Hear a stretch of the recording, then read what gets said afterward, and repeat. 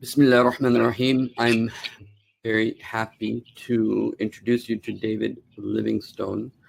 Brother, I hope I said your name properly. Um, this is an amazing brother, subhanAllah. I mean, he's just really phenomenal. I'll introduce you to some of his books. I'll have a link to his books if you're interested.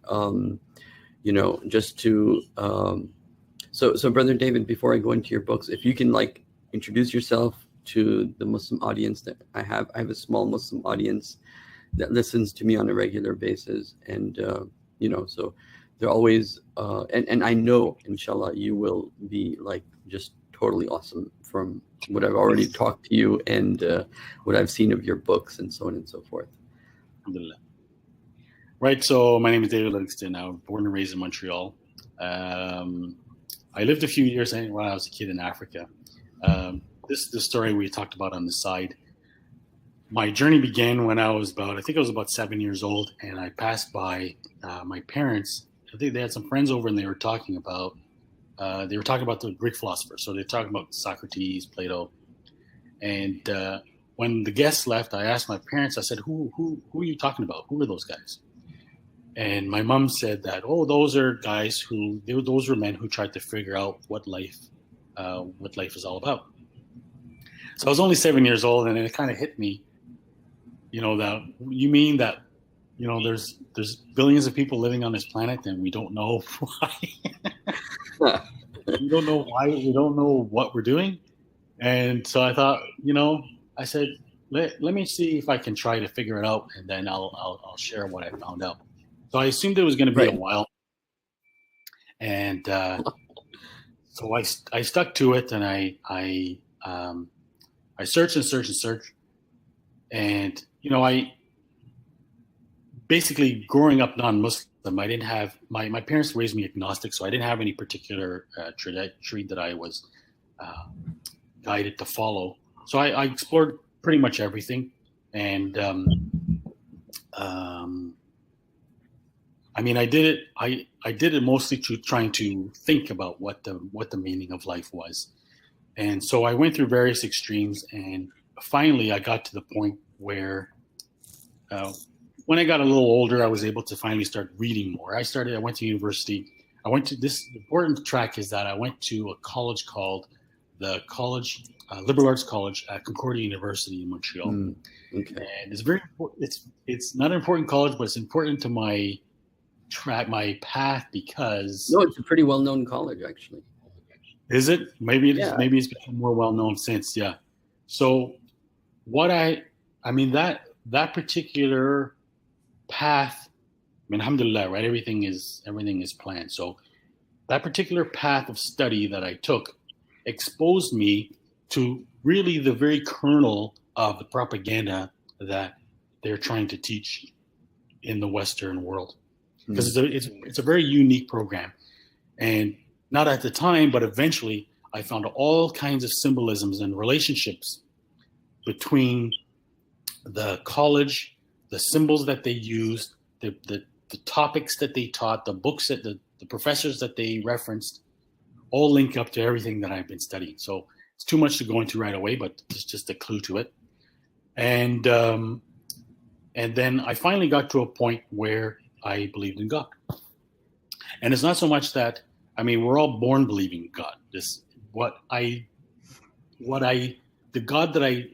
didn't believe in was the God I thought other people believed in. And it's only when I realized that what some people meant when they referred to God that I finally recognized what they were talking about.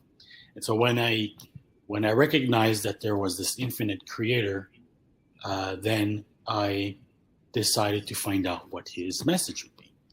And so I kind of by default, I inclined towards Christianity because I assumed that's probably what was close to the truth. And I studied a few other things. I studied some other scriptures, and eventually the roundabout way, I wanted to learn how to pray. And I thought to myself, I've seen how Muslims pray, and it looks like a really beautiful way to do it. So let me try that. So I looked into it, and I mean, my mind was blown. I had probably, like a lot of people, I was pretty ignorant to what Islam was about. I had no idea that it shared the traditions of Jesus and the prophets.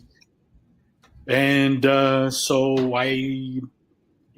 there wasn't really a momentous moment to just kind of recognize that it, it had to be the truth. I was shocked to find out that this was the same tradition that I had already decided to follow and completed it and answered a lot of questions. So yeah, that was about 1991, I think. So it's been almost 30 years now.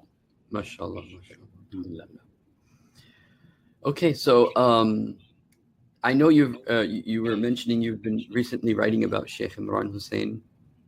So if you can mention a few things about that, and then also let me see if I can go into the books that you have.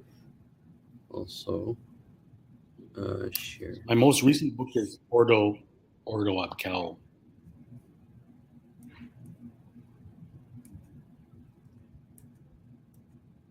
So if you go, go ahead. If you can, let's see if I can do this. Nope. Nope. Okay, wait. I would bring up my website if you can. Yeah. Okay. What's your website? ordoabcal.ca. Ordo. O-R-D-O. Oops, you should be able to find it. Or there it is. Yeah. Yeah. So that's my Okay. balcony. So okay, Bismillah. So so this is your page. I'd actually like to know. Okay, so anybody that wants to go, they go to Ordo, and then what's the next AB? Ordo Ab. What does that mean? It's Latin for order out of chaos, and it's the motto of Scottish Rite Freemasons. Order out of chaos. Got it. So this is the brother's website. As you can see, he's done tremendous amount of work over here. In fact, I'm seeing things I didn't even see the first time I came here. But you've written a few books. So how do I get to your? Okay, so this is all articles, or all these are books? They're all chapters. So if you go to the about, they're all chapters. Yeah. So it's 6-volume. It's a 6-volume work. Oh wow! And then this other place has, like Goodread has. Is this also written by you, like Terrorism and the Illuminati? Yeah. And then Black Terror, White Soldiers, Islam, Fascism, and the New Age, Transhuman History. So I'm going to put a link to this on Goodreads, and then I'll put a link to your website for anybody that wants to read, inshallah. And see, what I'd really like to get is this information out to our scholars, and so that would really make me happy. Okay, so you've obviously written a lot, alhamdulillah, and you've done your research. You know what you're talking about. You're well informed. Tell us about your views on Sheikh Imran Hussein and how far he's gotten into seeing things through the Quran and the sayings of the Prophet sallallahu alaihi wasallam. And do you mind if I start maybe some background and some context? Sure, absolutely. Yes, absolutely. So, like I mentioned, I'm pleased that finally a Muslim is asking me. Finally a Muslim. No, 30 years I've been at this, not a single Muslim has ever invited me to explain what I've learned. When the tragedy is, what I'm learning is to elucidate the state of Islam in our time. And so, where can I start? So it started when I was at the Liberal Arts College, and I learned a version of Western history there that surprised me. It talked about the emergence of the. So this might sound like I'm way off topic, but it's all interconnected. So there's a point there where we read the History of Western Civilization by William McNeill, who's a professor at the University of Chicago, and he talks Okay. about in the years somewhere between the years 2000 to 500 BC. Basically, in his words, was wave upon wave. Indo-European invaders came in and conquered the known territories of. They emerged from the Caucasus and conquered the known territories, and they became the elite. They became what he called the hewers of wood and jars of water. They ruled over the hewers of wood and jars of water. So pretty much a very derogatory term to say that the people they conquered were basically lowly human beings. These were some kind of elites. So that's the myth of the Aryan race. When I read that, I thought, it sounded strange. Like how does a people emerge from the middle of nowhere? Most civilizations emerge slowly over time. They collect around river basins, they develop agriculture, and they grow, and they develop civilization. No civilization bursts out without some kind of precedent. So I wanted to find out. I found a book called The Aryan Myth by Leon Poliakov, and that's where he first traced it.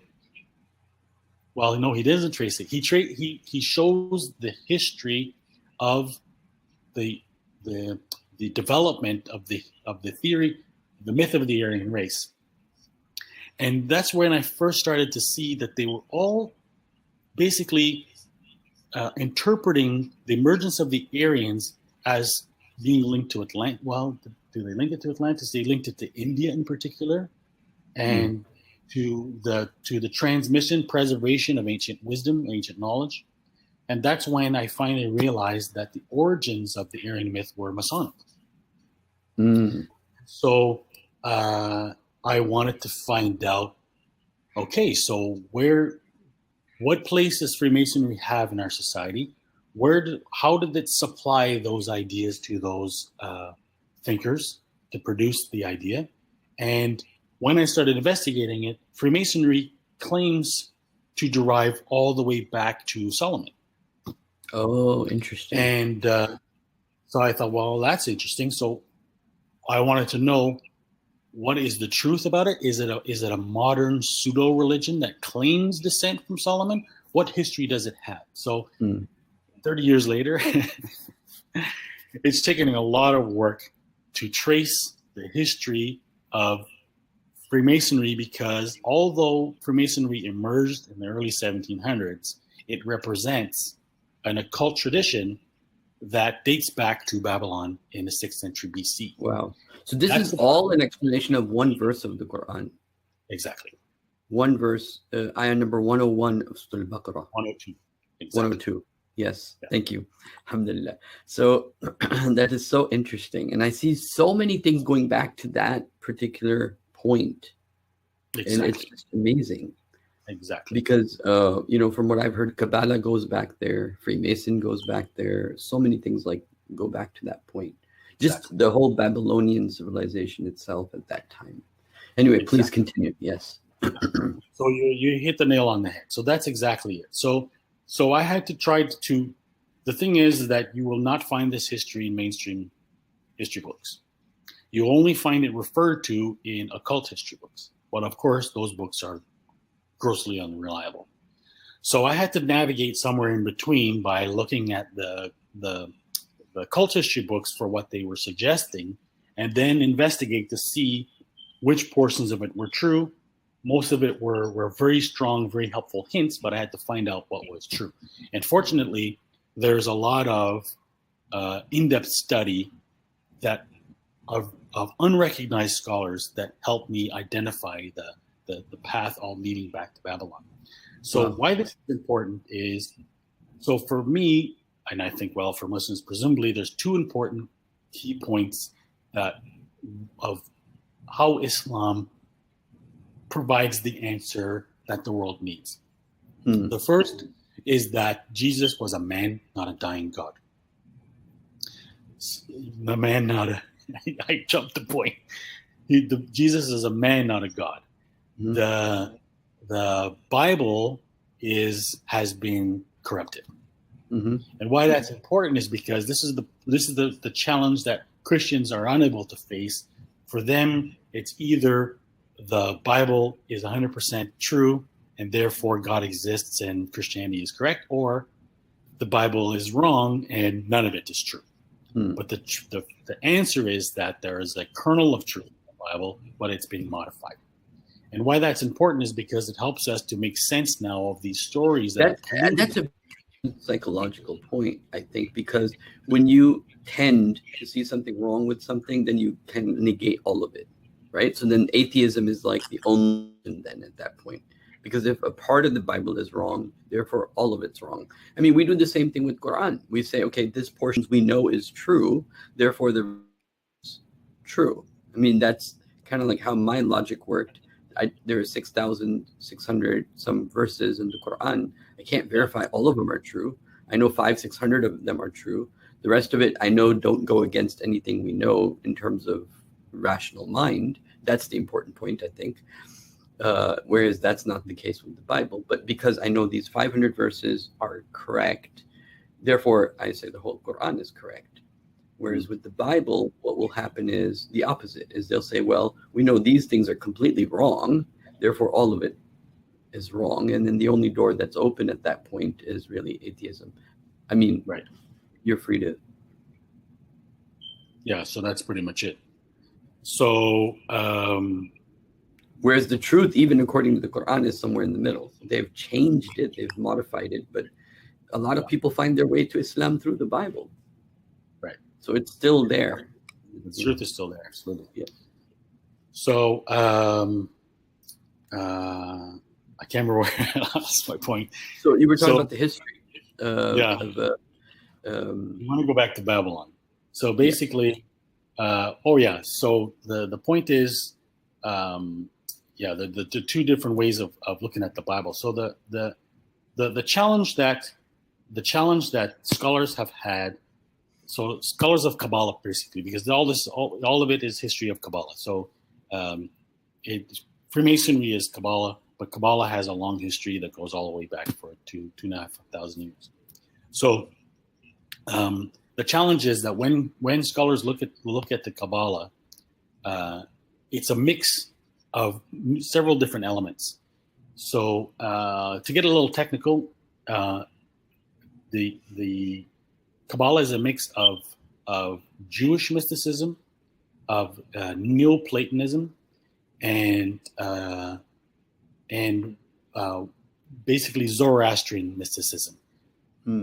Or Persian influences. So three paths. So basically, and even Egyptian. So you have these three paths because those were basically the prominent civilizations at the time: Egypt, Persia, Greece, and the Jews living within those multiple influences. So when scholars looked at it, they're trying to trace the origin of it. And so according to Kabbalah, it comes from Solomon, which would have dated it back to about the 9th century BC. But then the influences were modern. And they come from these various paths. So different scholars emphasize different sources. So some emphasize the Persian influence, some emphasize the Greek, some emphasize the other. Some tried to claim it was native to Judaism, some said it was foreign to Judaism. And there's only one way to answer it, and that's the verse 102 of Baqarah in the Quran. And there it says that in Babylon, the Jews learned, if I can paraphrase it properly, they learned magic from the Satans. Mm-hmm. And the Satans practiced what was preached by Harut, the angels Harut and Marut in Babylon. And they learned magic from them. And so the Jews who practiced this apostatized. They knowingly the Quran says they turned their backs on their religion. So why this is important is that it pinpoints the emergence of the Kabbalah in the 6th century BC when the Jews were held there in captivity. Mm-hmm. And that's an important point because first, as you know, Moses and his descendants went to Egypt. They stayed there for several hundred years.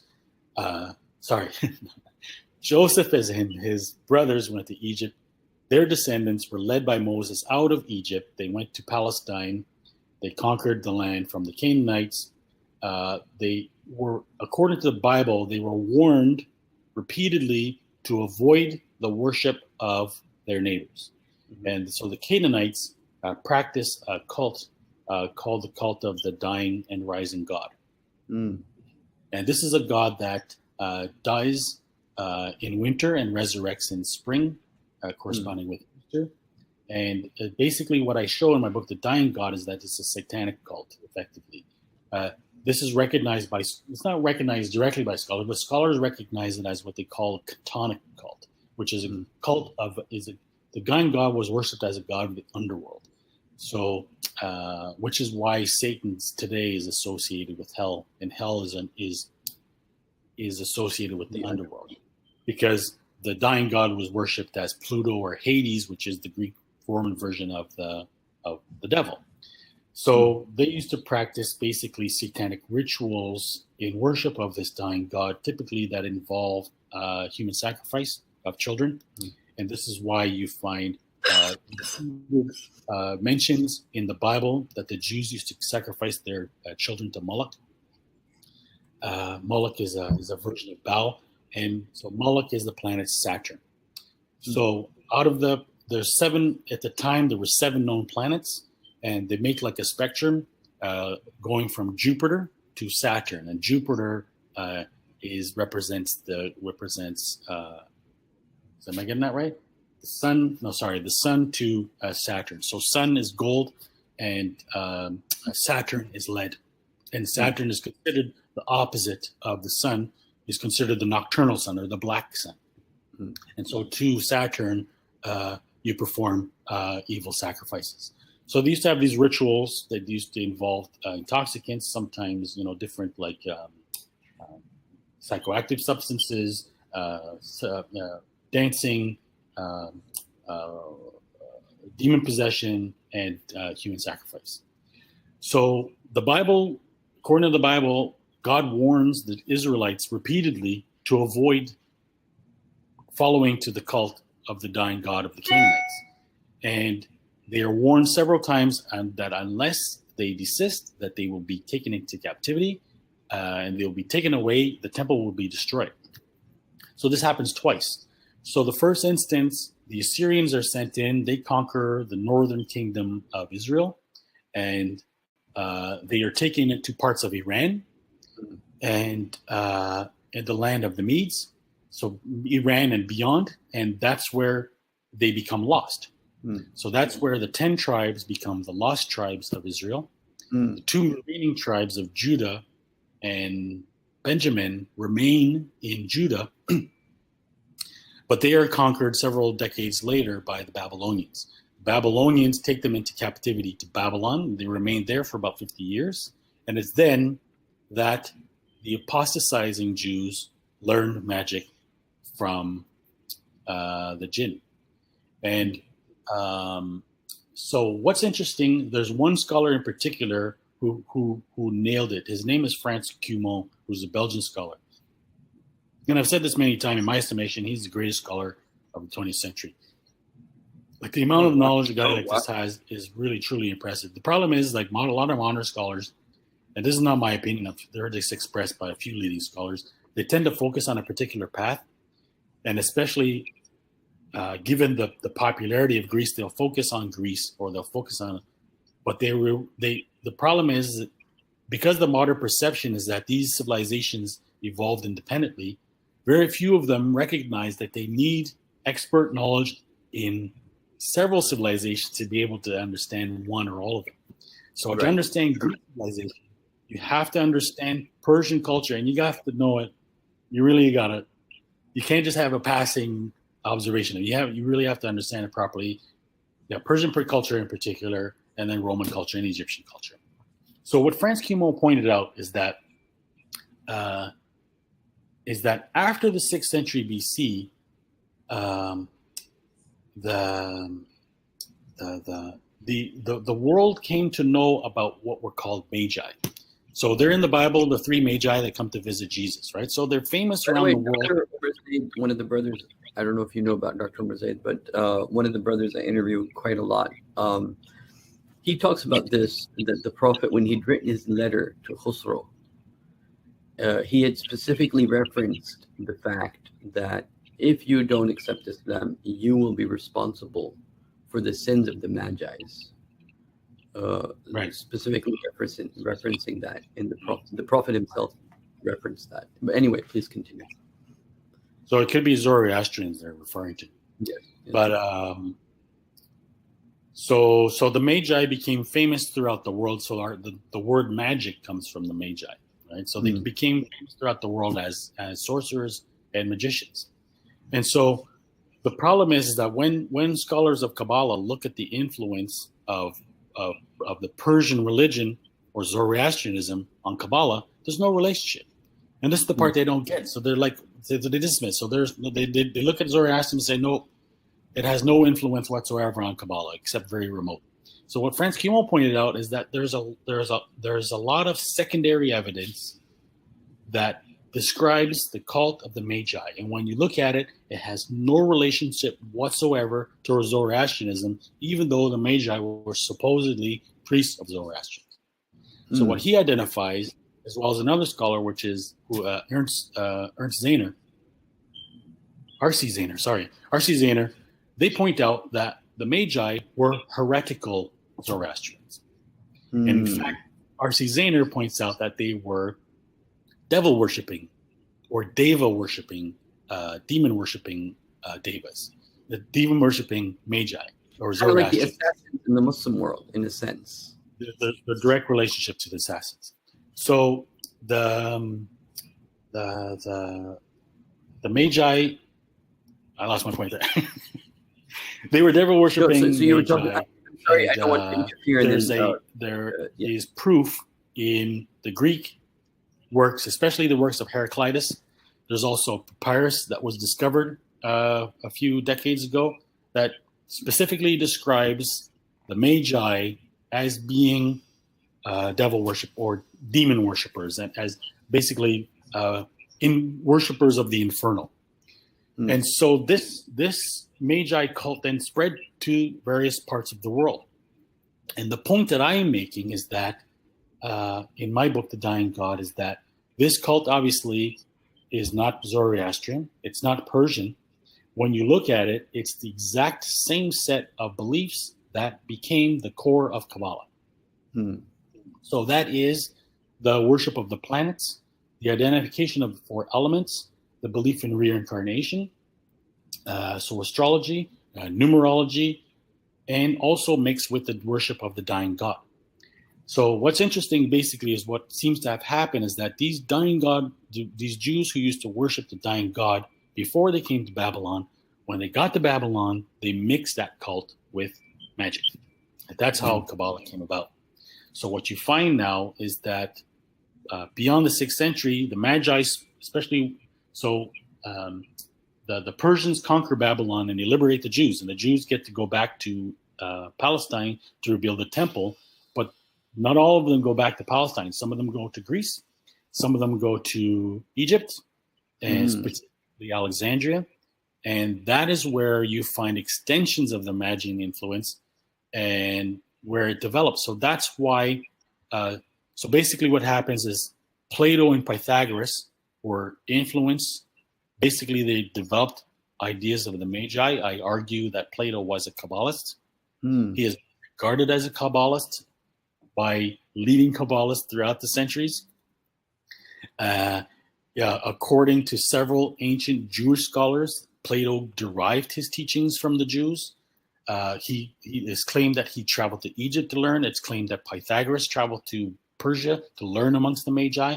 So it's not a far-fetched theory. It's been supported over and over by various sources throughout history. So what happens is that so this Magi cult develops in Greece as Greek philosophy, and it develops in Egypt as what's called Hermeticism. And Hermeticism is the cult of alchemy that is based on the worship of the Egyptian dying god Hermes. And so out of Greek philosophy, you get Neoplatonism.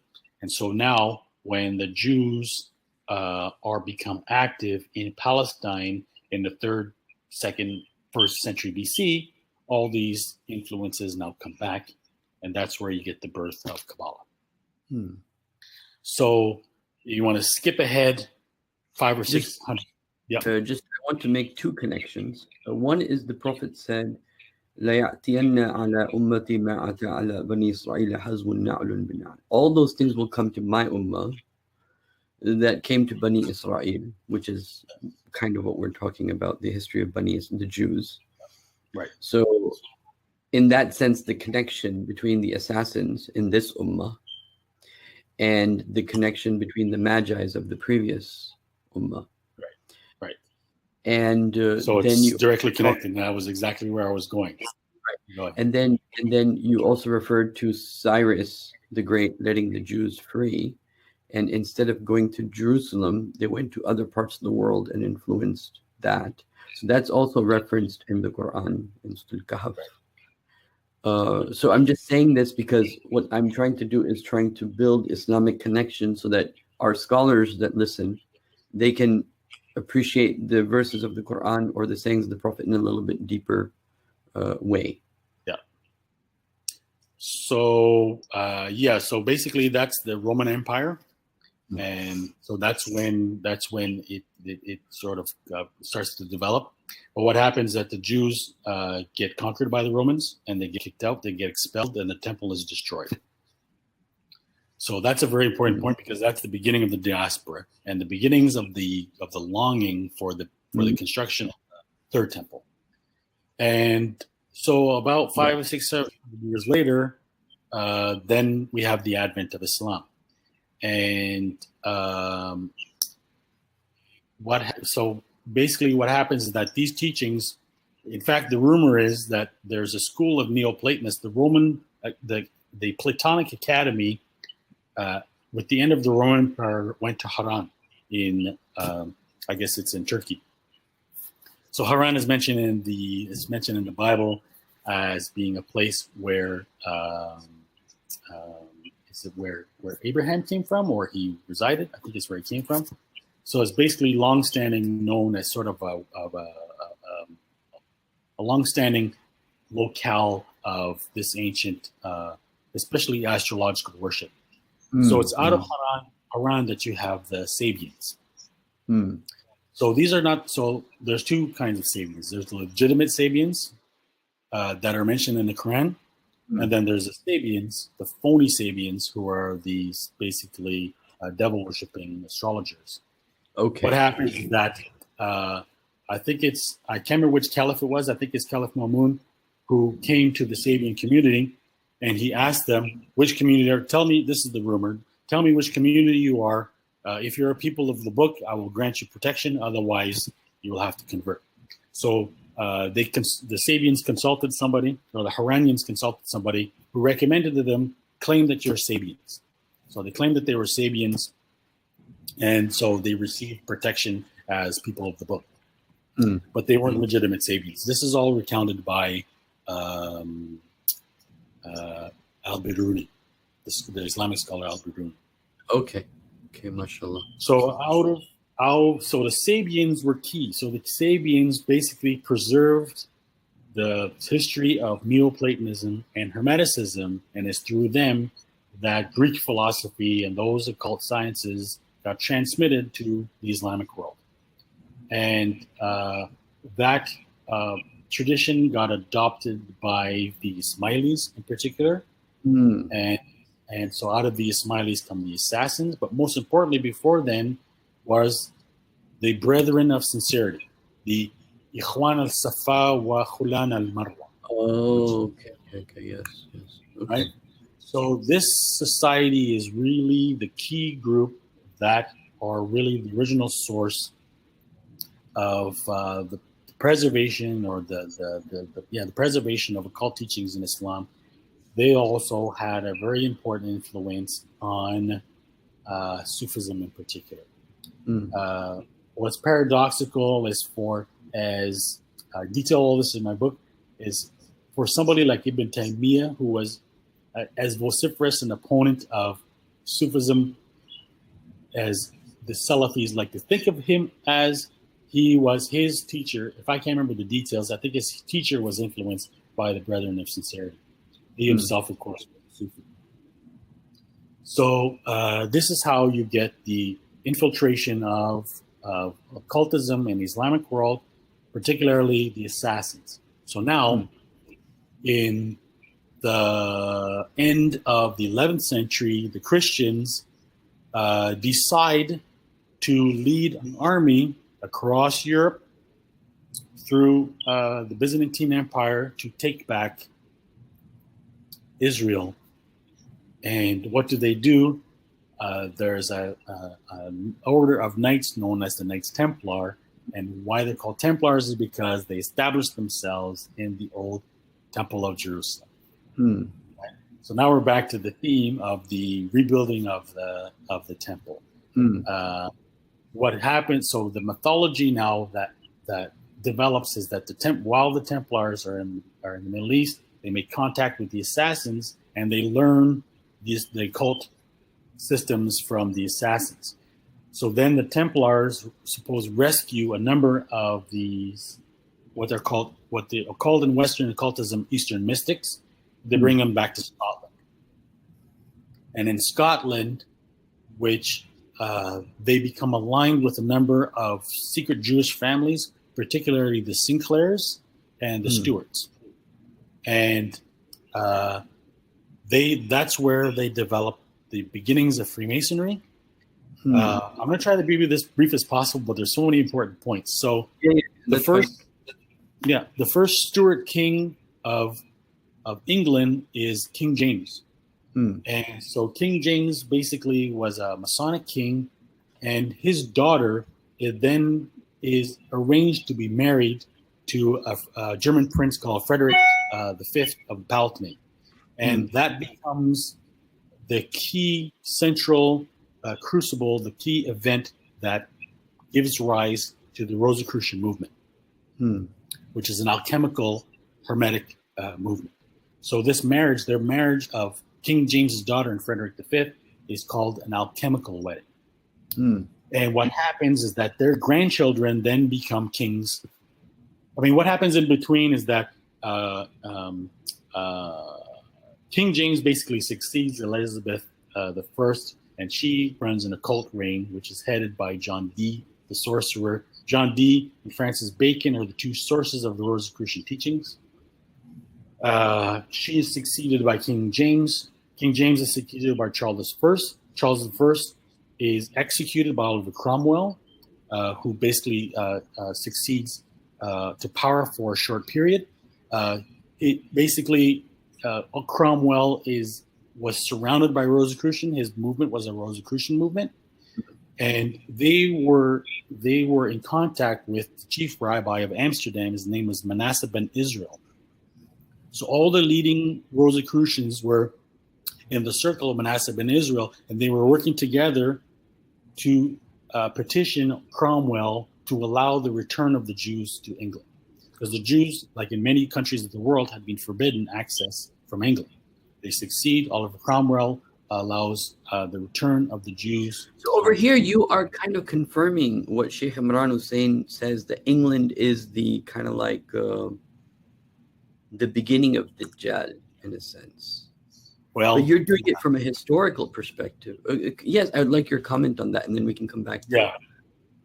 So what happens is that the followers of Manasseh ben Israel in London, they established the first synagogue in London called the Bevis Marks Synagogue, and they become involved with the Rosicrucians. The Rosicrucians are also called the Invisible College. So the Invisible College developed the Royal Society. Oh, the Royal Society of Science? Right. Oh, okay. Right. All right. So that's where we get all the people like Newton, of course. Right. Newton was heavily interested in Rosicrucianism. So out of those circles, the Royal Society basically developed Freemasonry. It's so strange. You have this like a cult, and then they're forming a society that's completely like materialistic, like in a sense that's science, right? It's atheistic, but they're interpreted today as atheistic. But the thing is occultism is pseudoscience, right? Magic is it's a pseudoscience, but it deals I mean, magic, like the hadith says, magic is real, right? So magic is not some, you don't just tap a wand and poof, something happens. There is a science behind it, but it's a kind of science that modern science has yet to identify. Basically, I would compare it to how people would have perceived electricity 500 years ago, right? So what occultists are trying to do is, especially alchemists, that they're trying to advance their knowledge of the occult phenomena of nature and the universe. So that's why, if you, especially in Western history, most of the famous scientists have all been occultists. And Newton is a prime example. It's not an accident that he's deeply interested in occultism. It feeds his interest in science. So this is why the Royal Society basically developed the focus on science, but it's not atheistic. It's occultist. So it's anti-God, not atheistic. Got it. So, I mean, that's where you get Darwinism. Darwinism basically comes from the Royal Society. The Royal Society that basically promoted Darwin, and they're the ones who created the sort of, empiricist, atheistic understanding. I mean, even the Enlightenment was based on the same idea, but the Enlightenment was occultic. It was Luciferian. It wasn't fully atheistic. It denounced the belief in the supernatural, but all the participants were themselves occultists who were deeply fascinated by the supernatural. So the Royal Society creates the Freemasons, and so now let's jump ahead. So the most important, there's at the time of the Illuminati, there's numerous cults that were important. One of the most important ones. So the Illuminati, of course, got exposed in 1787. They were disbanded, and supposedly that was the end of that. What's important was that there was another cult that called Martinism, another secret society called Martinism. So Martinism survived, and it became Synergism.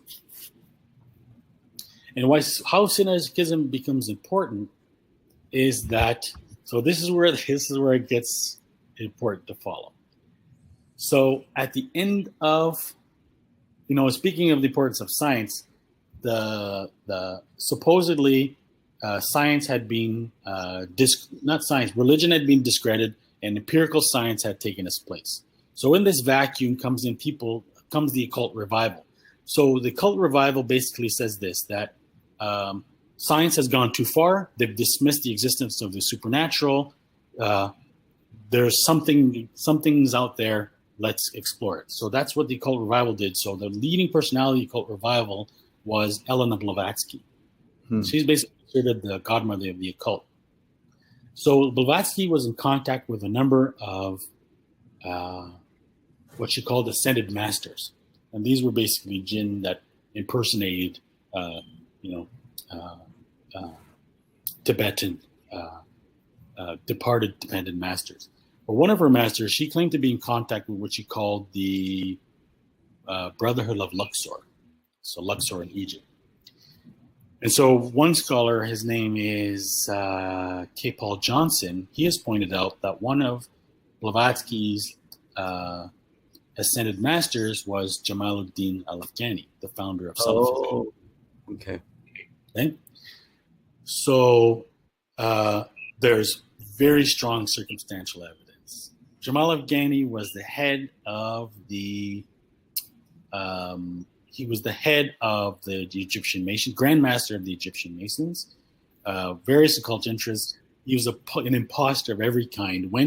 Spent time in Iran, spent time in Afghanistan, spent time in Turkey, everywhere up to no good.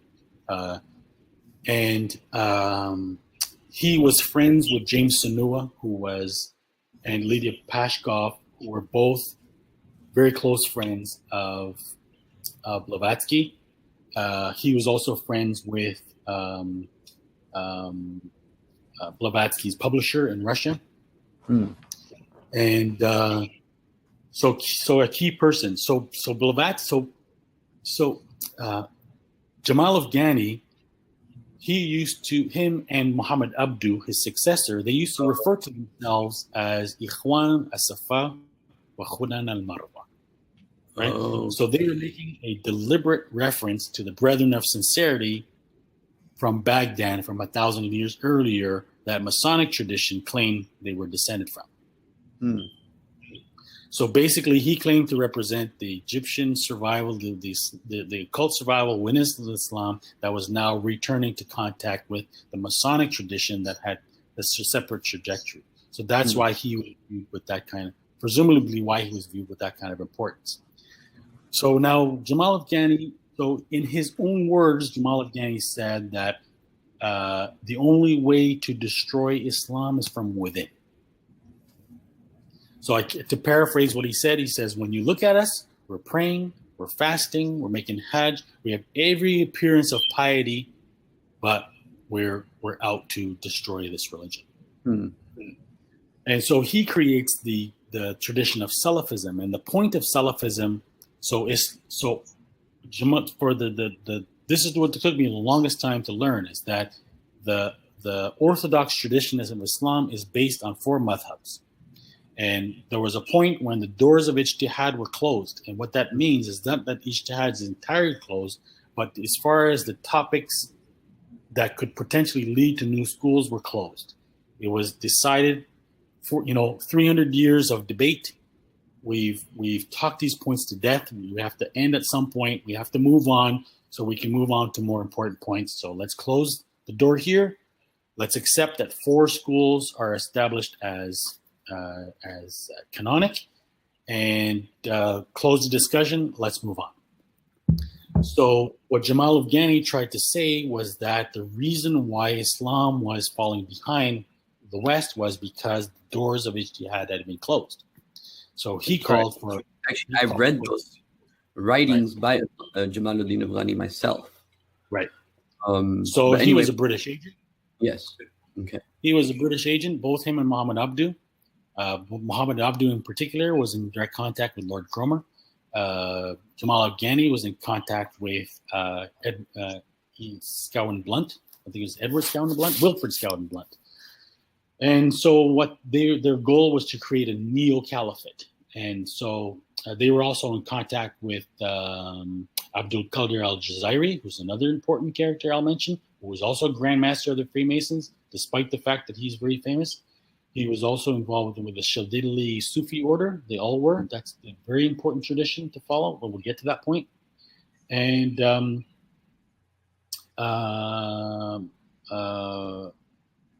so what Afghani's point was to call for reopening of the doors of ijtihad to be able to rewrite Islam, which is what they've done. Right? So that's the point of Salafism. The point of Salafism is basically to undermine the madhab tradition and to create a British version of Islam that would allow them to write a new version that was adaptable to British colonialism. So Jamal Afghani is a notorious, intriguer, subverter. So what he does now is he poses as a guy named Haji Sharif, who claims to be an Afghan prince. And who does he make contact with? He makes contact with a guy named Alexandre Saint-Yves d'Alvèdre. And why he's important is d'Alvèdre, it becomes the founder of what's called Synarchism. And Synarchism claims to be the political system that was adopted by the inhabitants of a civilization in the Hollow Earth called Agartha. And it's very closely related to a similar concept taught by Blavatsky called Shambhala. Both of them are supposedly located in, somewhere around Tibet, and to preserve basically the ancient teachings of the Aryans. So Synarchism becomes the underlying occult ideology of 20th century fascism. So Jamal Afghani is responsible for 3 trajectories, actually. Theosophy through Elena Blavatsky and ultimately leading to the New Age movement. Through Salafism, which then becomes adopted by the Saudi state, who were installed by the British and supported by Rockefeller Oil. And then thirdly, Synarchism, which becomes, this is what I detail in Black Terror, White Soldiers. Synarchism is a occult tradition which is not recognized by a lot of researchers, especially Muslims, but this is what I expose. that is the key to the relationship between the Western Masons and the Muslim Brotherhood.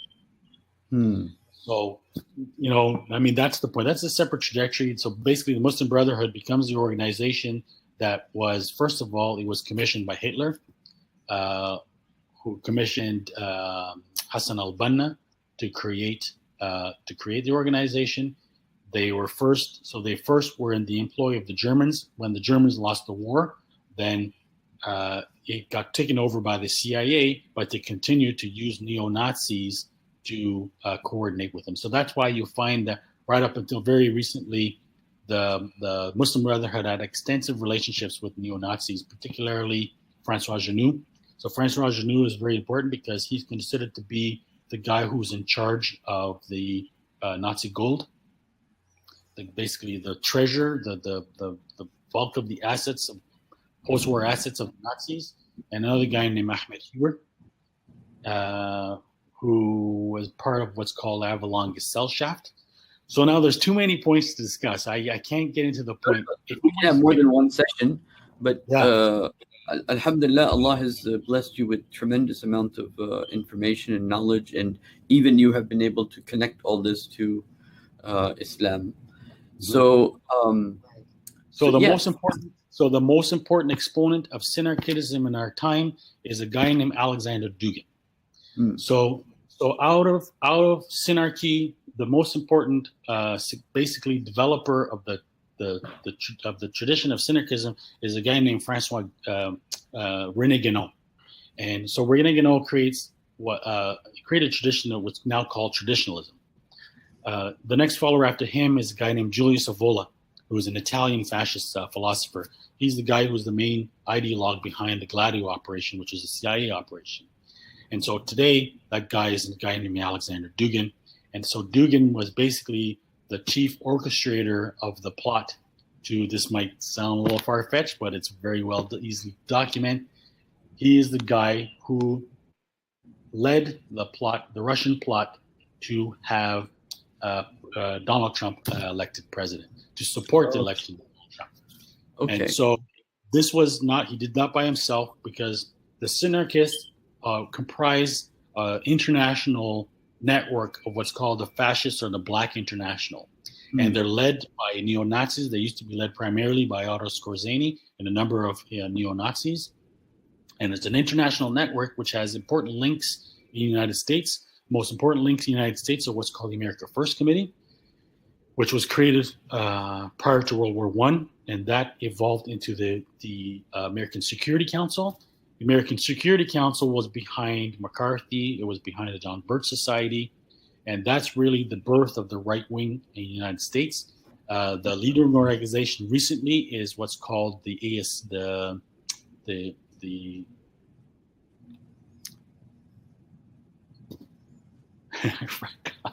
okay. It's okay. So, where is this right wing going now? Is this gonna? Where is America going? Yeah. I mean, I guess. There's a number of things that they're doing. So one of the things that they're doing, so most important in the United States, is the Christian evangelical movement, right? So this is what I trace in my recent book, Ordo Ab Chao. If you look at the book, so what Freemasons are using the Book of Revelation as a blueprint, right? Okay. So the Book of Revelation does not belong in the Bible. The Bible is composed of the 4 Gospels, which is books of the teachings directly attributed to Jesus. The other ones are teachings attributed to Paul, who was never in contact with Jesus. He claims to have had a vision of Jesus. But somehow he got away with it. He's actually a Kabbalist who taught Kabbalistic version, who developed a Kabbalistic version of Christianity, which hence became Catholic Christianity, which is why Jesus ultimately became a dying God who dies and resurrects.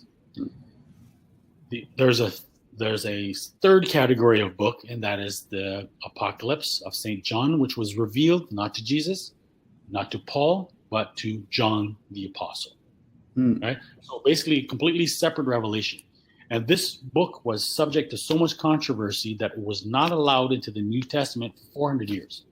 And finally, around the year 400, they finally decided, okay, they're going to include the New Testament canon, but still with a lot of controversy, still a lot of people opposed to it. because for a long time it was claimed that the Book of Revelation was actually a Gnostic book that was written by a Gnostic named Corinthus. So now you jump ahead, and Albert Pike, who wrote Morals and Dogma, which is basically effectively the Bible of Scottish Rite Freemasons, he claims that the Book of Revelation is a Kabbalistic book which preserves the teaching of the Magi inherited by the Illuminati and provides the blueprint for the Freemasons of what's called the Great Work. And the Great Work, magnum opus, is the rebuilding of the Temple of Solomon. Created the building of the third temple. And so you jump ahead, you have evangelical Christianity. So this is what I trace in my most recent book, Ordo ad Cao, is that evangelical Christianity is basically a type of Christianity that was created by Count Zinzendorf. And Zinzendorf was a crypto Sabbatian. We haven't talked about Sabbatian, but that was a Rosicrucian movement as well too. False Messiah, Chapter Civique.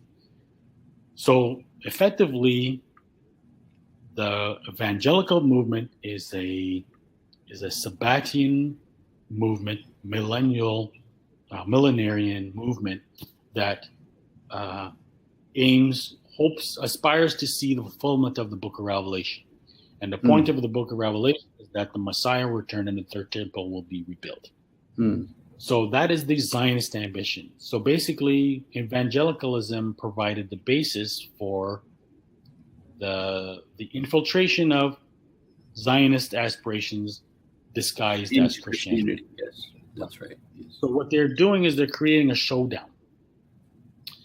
And so while they're creating to fulfill prophecy of the Book of Revelation, so you have the evangelical Christians on the one side, and you have the Islamic millenarians, the Islamic eschatologists on the other, who have a mirror image of each other and are both expecting and driving expectations for the same thing. So I'm sorry to say that I criticize Imran Hussein for his collaboration with Alexander Dugin, because Alexander Dugin, his goal is to bring about the end times. In his own words, Alexander Dugin is also a crypto Sabbatian. His goal is to bring about the end times. He considers it a task.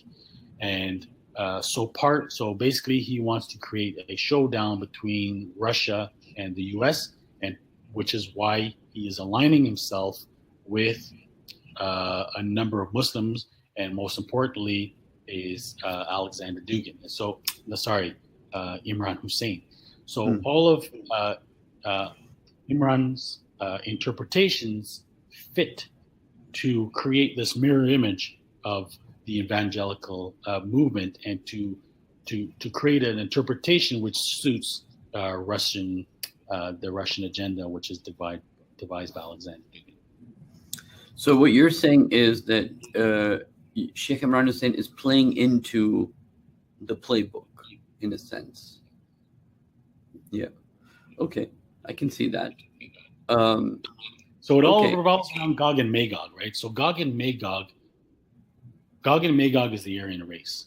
So because Gog and Magog is the Aryan race, and it's the lost tribes of Israel.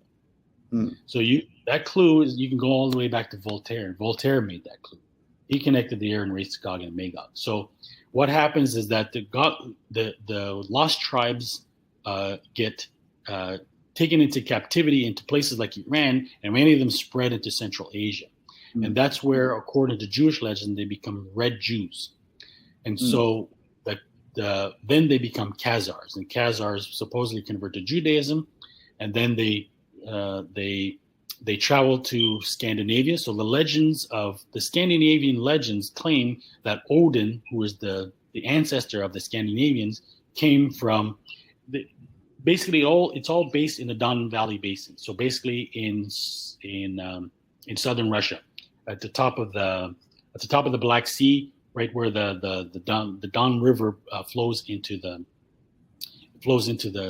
Black Sea.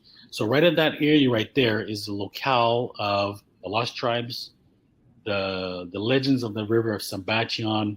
That's where the Aryans supposedly come out of. That's where the Khazars come out from. That's where Odin comes from. So Odin basically travels according to the Icelandic legends, he travels from the Don Valley and goes into Scandinavia, and that's where he becomes the ancestor of the Scandinavians.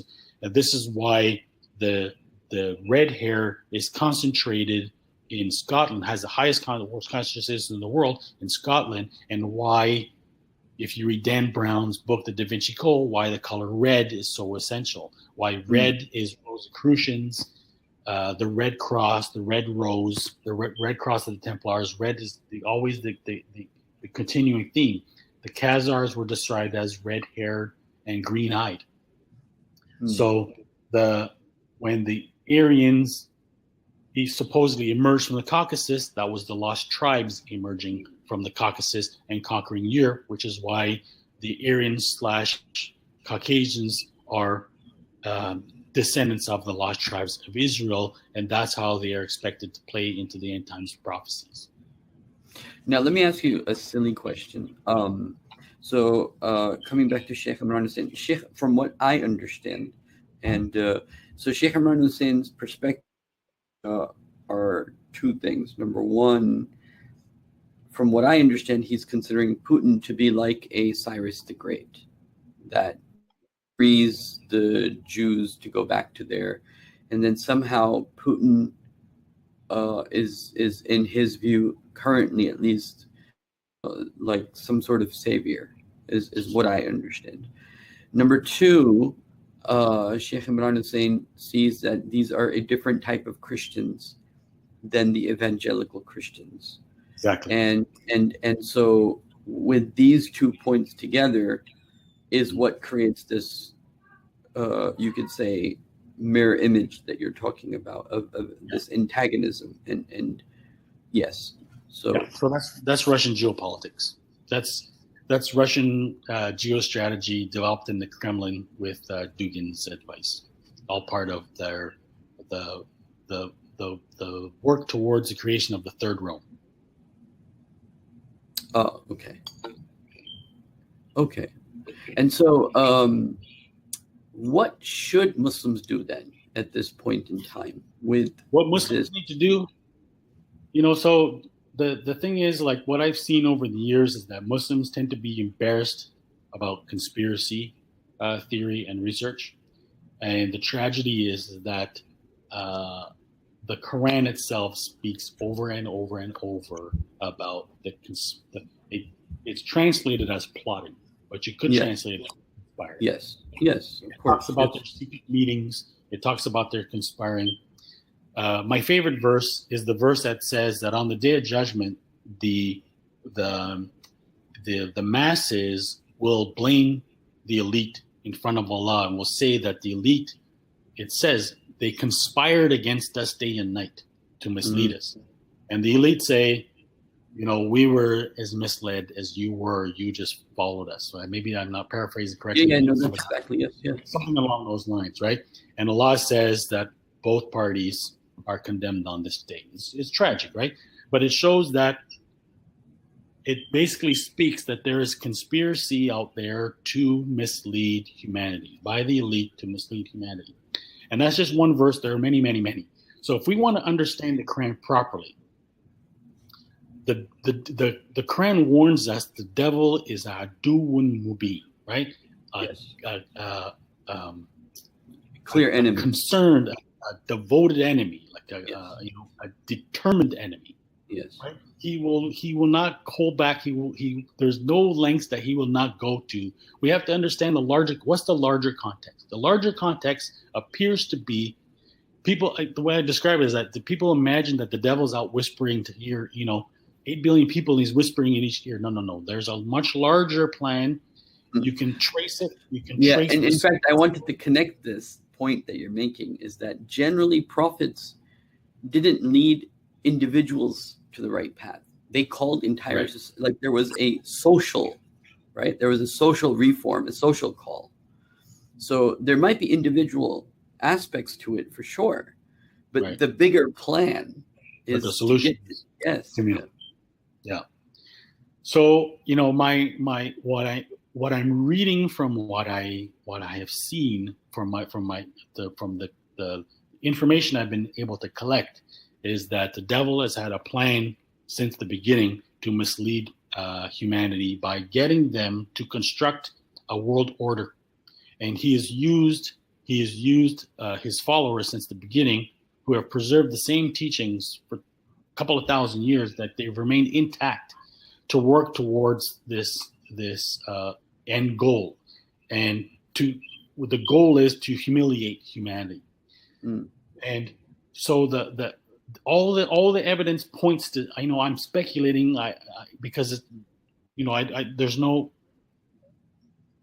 firm evidence. I mean, no one's confessed to it, but that's what it leads to. If we want to understand what is the Quran teaching us when it teaches us that the devil is out to destroy us, what does that look like? So what do we need to look out for? And what it seems to look like is exactly that, is that this long-term plan, which has started out with the Magi, with Neoplatonism, with the Sufis, the Brethren of Sincerity, with the Templars, the Rosicrucians, the Masons, has been this slow growth of this underground occult movement, which has gained momentum and finally succeeded in 1776 and 1789 in the American and French revolutions, and basically the first occult orders that were created in the world. And they are using those as the vanguard to advance this plan, which is what Albert Pike calls the magnum opus, which is to fulfill the Book of Revelation, to construct the third temple, which is supposed to herald the arrival. I guess the Messiah is supposed to come and build the third temple. So this expected Messiah is clearly the Dajjal, and that's not really. It's a self-fulfilling prophecy. They are working towards bringing about the arrival of Dajjal. In fact, they believe the whole point of Kabbalah is the belief that the particularity of the Kabbalah of Isaac Luria from the 1500s, who explained, and as all Kabbalah since is based on his version, is that you don't sit around and wait for the Messiah. You have to actively work to bring about the conditions for his arrival. So this is what ordo ad chaos means: order out of chaos. That if the conditions described in the Book of Revelation and other prophecies describe chaos preceding the arrival of this Messiah, then of course in their understanding, you have to sow chaos. Right? So if there's supposed to be wars, deception, famine, destruction, then you have to create those. You have to create those events, because they will herald. And this is the Luciferian version of all part of that deception. Like part of the Dajjal is that deception, creating that deception. And this is what Dugan says. So Dugan says in his own words that the Book of Revelation is not so much a prophecy, it's a task. Right? So these are Luciferians who relish chaos. They believe that good is found in destruction, in mayhem, in blood, in suffering. The satanic ritual is, I'm sorry to say, but a satanic ritual often involves the slaughter of a child, the slaughter of a baby, right?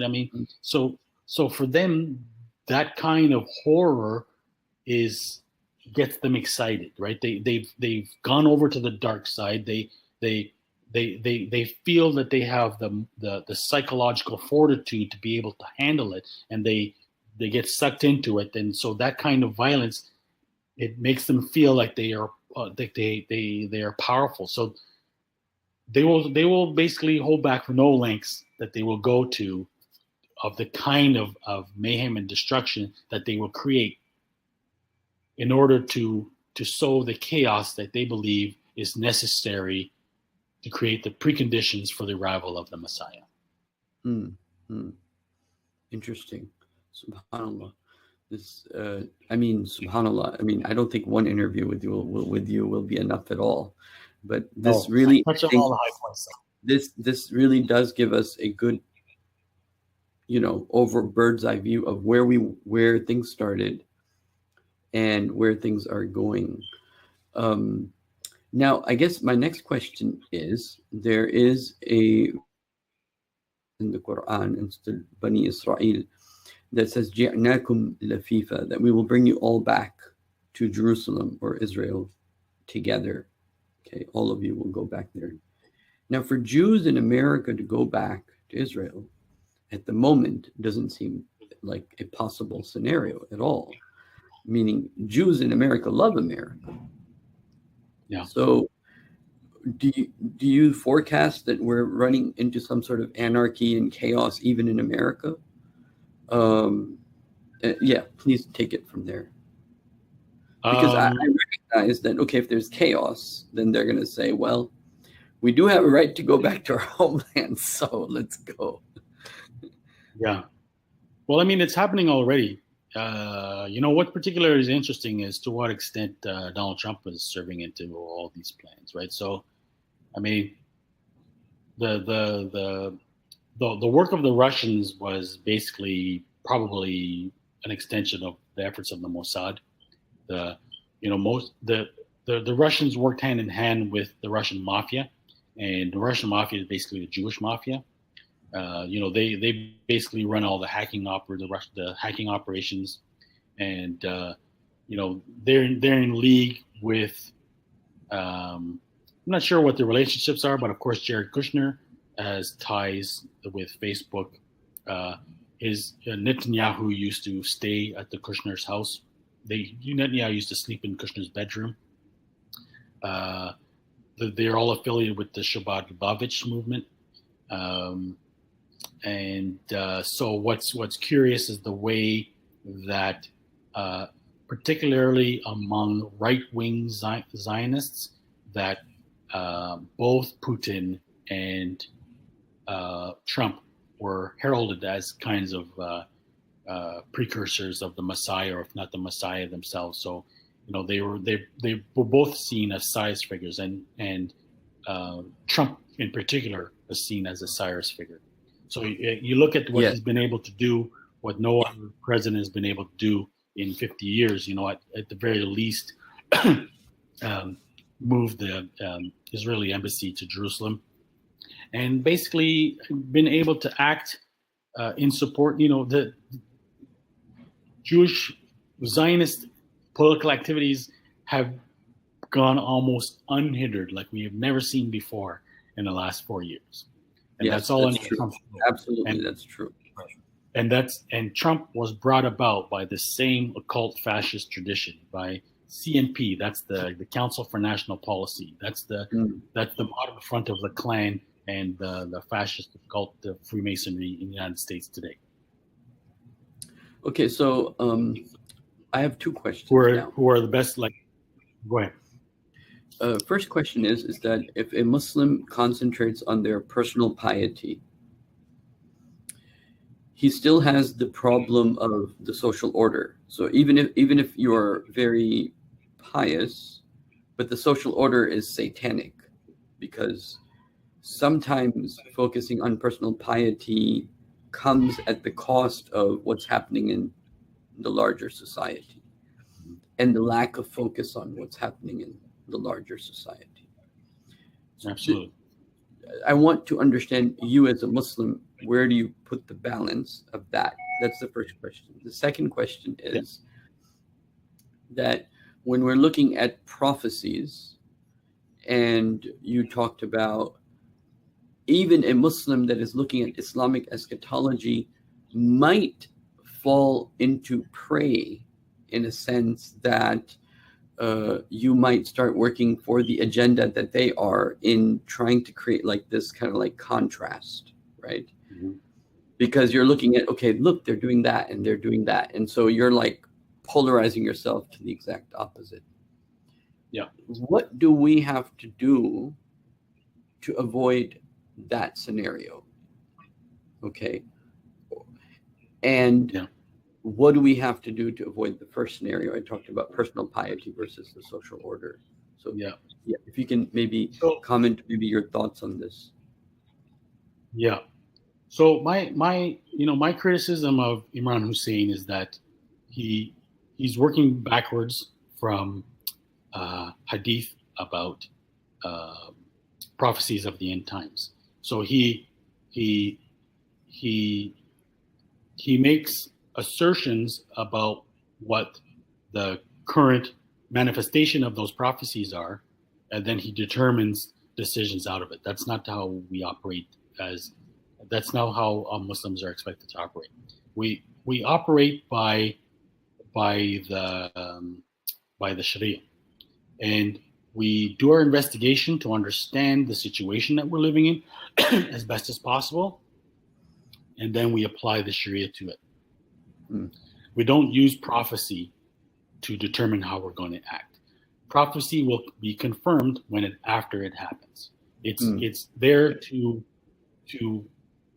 shape or guide our expectations of what will come, not to guide our actions on how to respond or act to how things come. If it does happen, if we recognize this is a very important point. This is a very important point, so I want to reiterate it. What you are saying is that, let's take a simple scenario, a very simple scenario that would not be an issue for anyone. يَتَتَاوَلُونَ عَنِ الْبُنْيَانِ. They will build tall buildings, for example. So we will not say in response to that hadith that no one's allowed to make tall buildings, right? You are saying that, yes, they will build tall buildings, but we will look at what Sharia says about building tall buildings in general. But when people start making very, very tall buildings, yes, it's a concern, but we're not going to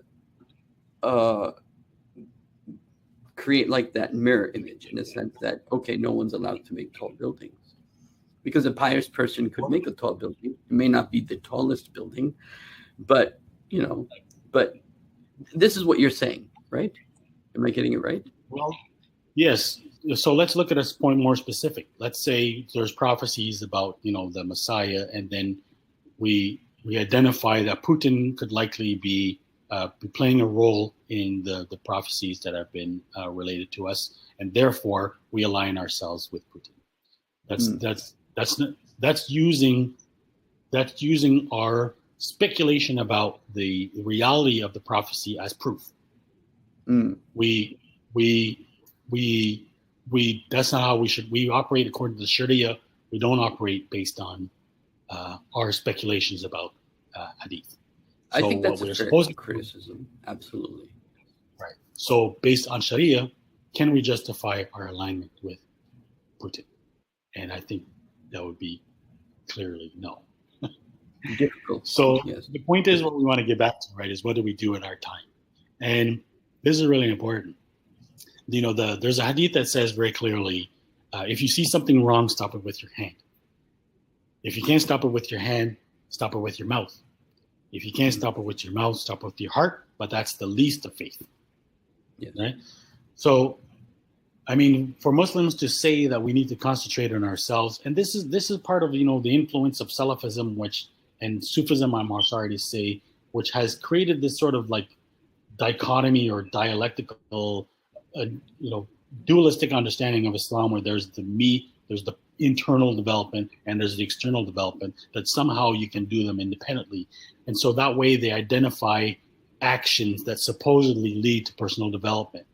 But personal, doing good, hasanat, is pray. You pray for God to guide you in your actions. You can't. There are no actions. Very, very, very few actions that don't involve other people. Your actions are there. The Prophet said he didn't come to do anything except perfect good manners, right? I mean, Islam is based on guiding our interactions with other human beings. That includes our family, our friends, our neighbors, and that includes non-Muslims as well as Muslims. And the reality is that when you look at the world today, the failure, the reason why the so-called agenda has been able to go so far is because people have been misled from their faith. So Jews have been misled from Judaism, Christians have been misled from Christianity, and unfortunately Muslims have been misled. We talked about from the beginning the two errors that Islam corrects. So Islam is the only tradition that will be able to save humanity, and only Islam has the answers. It's only by Muslims recognizing their obligation that they will be able to save the world. It's not to say that they will be able likely to do it with the assistance of other peoples, but it can only happen because it's only Islam that has the clear message. And to do that, we have to understand the reality that we're living in. The problem is that if the two of us recognize the entire conspiracy, how it operates, who's involved, who's doing what they're doing next, you and I are not going to be able to do anything about it.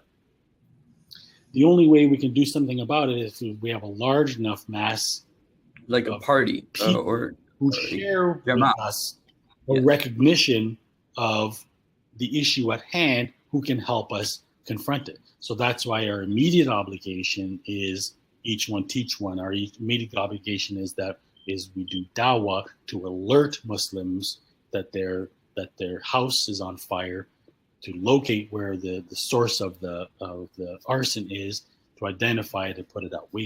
Muslims need to, the two things I think they need to learn the history of what has come, to learn to identify how this history aligns with the message of the Quran, and then of course out of that alert other Muslims of this emergency that we're in, so that we can gather together, identify the same problem, and work together towards a solution.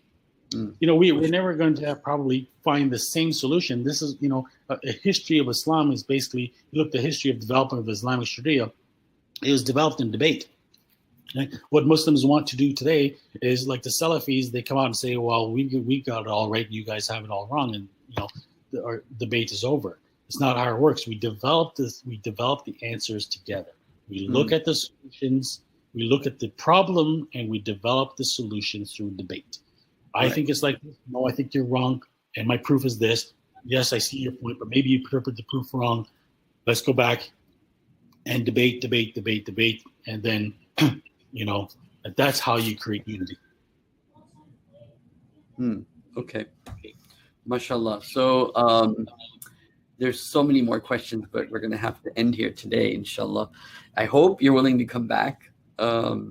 But this was really awesome. It was very enlightening for me. And I know a lot of people are going to love this, inshallah, because this has been such a very comprehensive discussion in an hour and some minutes. But I think, from the beginning to where we are now, and you've touched on a lot of problems. And I think particularly the solution, which is that people need to wake up, like-minded people need to come together and debate out the different solutions and even try them, and then see where this will take us, inshallah. So thank you. May Allah subhanahu wa ta'ala bless you. Are you working on any new writings right now? Are you writing anything new? Or my recent book is my Colossus. It's the culmination of all my years of research and basically harmonizing everything together. So I'm trying to finish it. I think I'm mostly done, inshallah. Okay, very good. Jazakumullah khairan. Okay, take care, inshallah. Assalamu alaikum wa rahmatullah. It was very nice for having me. Jazakallah khair. Assalamu alaikum wa rahmatullahi wa barakatuh. Wa alaikum assalam.